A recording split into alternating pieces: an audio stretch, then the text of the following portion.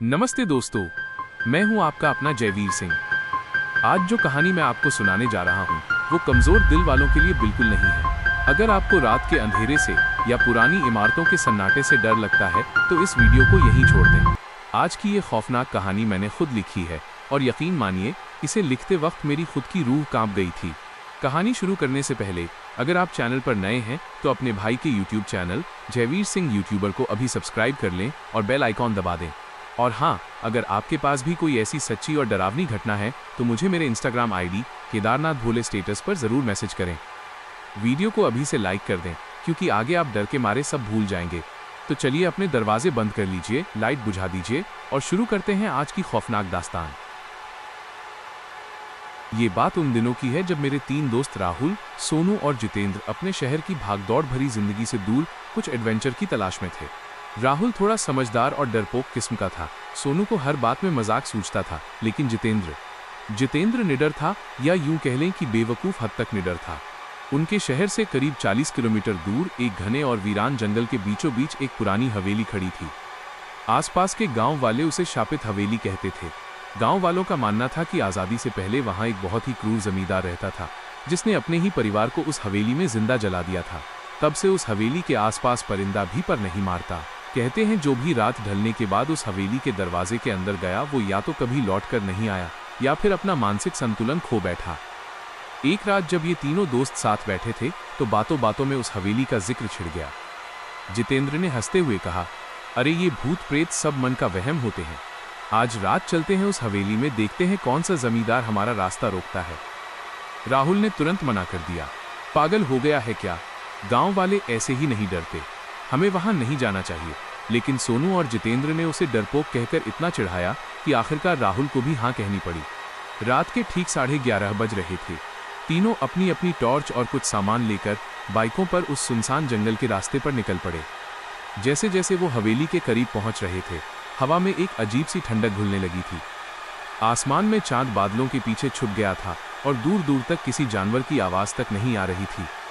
एकदम श्मशान जैसा सन्नाटा। करीब आधे घंटे बाद उनकी बाइकों की हेडलाइट उस विशालकाय खंडहर हो चुकी शापित हवेली के बड़े लोहे के गेट पर पड़ी। गेट पर जंग लगा हुआ था और उस पर सूखी बेलें लिपटी थीं। जितेंद्र ने आगे बढ़कर अपनी पूरी ताकत से उस भारी गेट को धक्का दिया। चर्रर एक कान फाड़ देने वाली आवाज के साथ गेट खुला। अंदर कदम रखते ही राहुल को लगा जैसे किसी ने उसे घूर कर देखा हो। उसने पीछे मुड़कर देखा, लेकिन वहां सिर्फ घुप अंधेरा था। हवेली का मुख्य दरवाजा लकड़ी का था जो आधा सड़ चुका था। जैसे ही तीनों अंदर हॉल में पहुंचे, अचानक एक तेज हवा का झोंका आया और उनके पीछे वो भारी दरवाजा धड़ाम से बंद हो गया। सोनू की हंसी अब गायब हो चुकी थी। उसने अपनी टॉर्च जलाई। हॉल में धूल की मोटी परत जमी थी, मकड़ी के बड़े बड़े जाले लटक रहे थे और दीवारों पर पुरानी तस्वीरें टंगी थीं। उन तस्वीरों में लोगों की आंखें कुछ ऐसी थीं जैसे वो जहां भी जाएं वो आंखें उन्हें ही देख रही हों।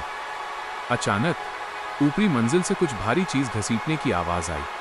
खर खर खर। राहुल ने कांपते हुए कहा, भाई मुझे ये सब ठीक नहीं लग रहा है, दरवाजा खोलते हैं और चलते हैं यहां से। लेकिन जितेंद्र कहां मानने वाला था। उसने कहा, डरपोक कहीं का, शायद कोई जानवर होगा, चल ऊपर चलकर देखते हैं। सीढ़ियां चढ़ते हुए लकड़ी चरमरा रही थी। जैसे ही वो पहली मंजिल के गलियारे में पहुंचे, सड़ांध इतनी तेज हो गई कि उन्हें अपनी नाक बंद करनी पड़ी। ये किसी मरे हुए जानवर की बदबू नहीं थी, ये सालों पुराने सड़े हुए मांस की बदबू थी। तभी गलियारे के आखिरी कमरे से एक आवाज आई, छन छन छन। ये पायल की आवाज थी। रात के 1 बजे इस सुनसान शापित हवेली में पायल की आवाज सुनकर तीनों के पैरों तले जमीन खिसक गई। सोनू की टॉर्च अचानक फक-फक करके बंद हो गई। जितेंद्र, मजाक बंद कर और चल यहां से, राहुल लगभग रोने लगा था। लेकिन जितेंद्र की आंखें उसी आखिरी कमरे के दरवाजे पर टिकी थीं। वो जैसे सम्मोहित हो गया था। वो बिना कुछ बोले धीरे धीरे उस कमरे की तरफ बढ़ने लगा।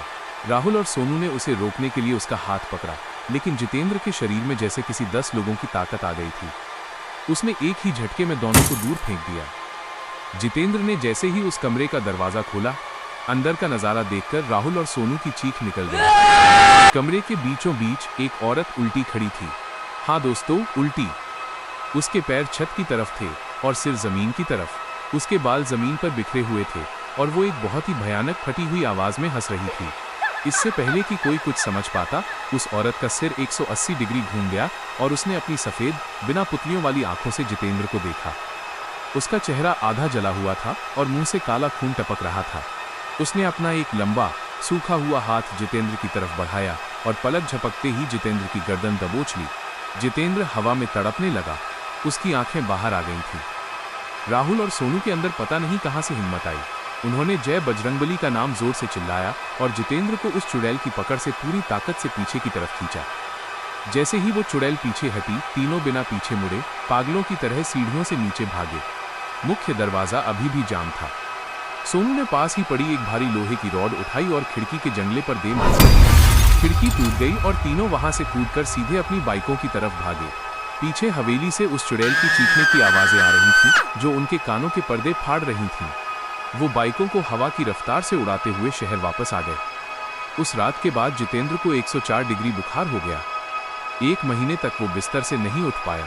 उसके गले पर उस चुड़ैल की उंगलियों के काले निशान आज भी मौजूद हैं, जो कभी नहीं मिटे। राहुल और सोनू ने उस दिन के बाद कभी किसी डरावनी जगह पर जाने का नाम नहीं लिया।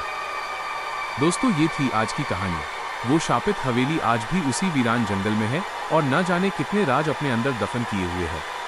अगर इस कहानी ने आपके रोंगटे खड़े किए हैं तो इस वीडियो को तुरंत लाइक करें। आज का टारगेट है 5000 लाइक्स का। कमेंट में जय बजरंगबली या हर हर महादेव जरूर लिखें ताकि सारी नेगेटिव एनर्जी आपसे दूर रहे।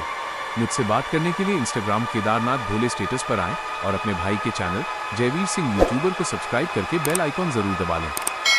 मैं आपका अपना जयवीर सिंह जल्द मिलूंगा एक और ऐसी ही खौफनाक और सच्ची दास्तान के साथ। तब तक के लिए अपना ख्याल रखें और रात को अकेले बाहर निकलने से बचें, क्योंकि पता नहीं अंधेरे में कौन आपका इंतजार कर रहा हो। हर हर महादेव।